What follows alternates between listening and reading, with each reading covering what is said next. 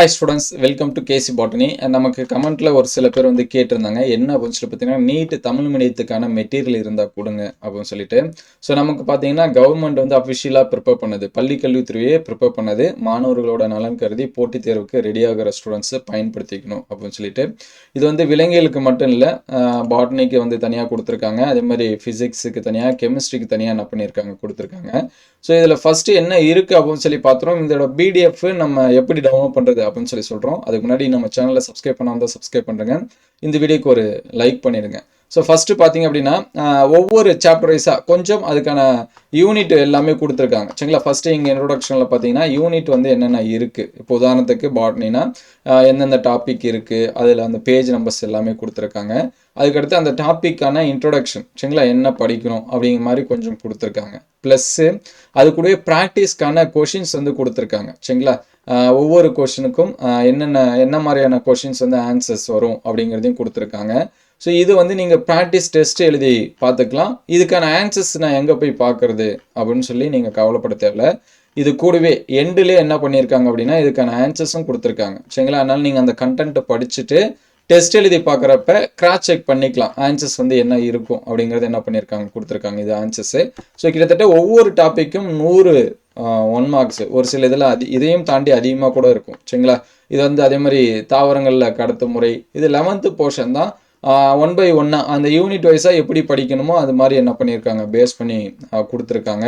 இதோட பிடிஎஃப் நம்மளுடைய வாட்ஸ்அப் குரூப்பில் வந்து என்ன பண்ணுறேன், ஷேர் பண்ணுறேன். ஸோ இதில் பார்த்தீங்கன்னா 17 கொஷின்ஸ், அந்த யூனிட்டுக்கு ஏற்ற மாதிரி கொஷின்ஸோட லெவல் இதெல்லாமே மாறுது. ஸோ பேசிக்கான கான்செப்ட் ஃபஸ்ட்டு நீங்கள் வந்து படிச்சுட்டு அதுக்கப்புறம் நீங்கள் வந்து என்ன பண்ணலாம், டெஸ்ட் எழுதி பார்க்கலாம். ஏன்னா இங்கிலீஷ் மீடியத்துக்கு நிறைய மெட்டீரியல்ஸ் வந்து அவைலபிளாக இருக்குது. நீங்கள் வாட்ஸ்அப் குரூப்பாக இருக்கட்டும் அல்லது வந்து ஆன்லைனில் செக் பண்ணும்போது பார்த்தீங்கன்னா இங்கிலீஷ் மீடியத்துக்கு நிறைய கொஷின்ஸ் வந்து கிடைக்கும், ஆனால் தமிழ் மீடியத்துக்கு வந்து கிடைக்காது.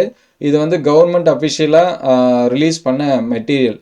ஆல்ரெடி நம்மளுடைய வாட்ஸ்அப் குரூப்பில் வந்து ஷேர் பண்ணியிருக்கோம். உங்களுக்கு விருப்பமாக இருந்தால் நம்ம டிஸ்கிரிப்ஷனில் அதுக்கான லிங்க் இருக்குது, ஜாயின் பண்ணுறேங்க. டெலிகிராம்லேயும் ஜாயின் பண்ணுறேங்க. ஒன்ஸ் அகைன் நான் வந்து ரீசென்ட் பண்ணுறேன், நீங்கள் வந்து யூஸ் பண்ணி பார்த்துக்கலாம். Botany, zoology and physics, chemistry எல்லாத்துக்குமே.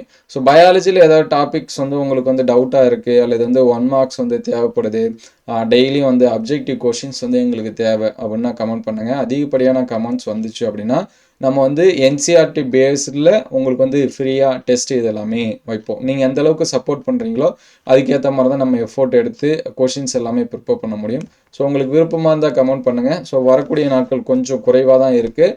முடிஞ்ச அளவுக்கு ஒவ்வொரு யூனிட் வைஸாக ரொம்ப முக்கியமான கொஷின்ஸ் என்னென்ன படிக்கலாம் அப்படிங்கிறத என்ன பண்ணுவோம், அப்டேட் பண்ணுவோம்.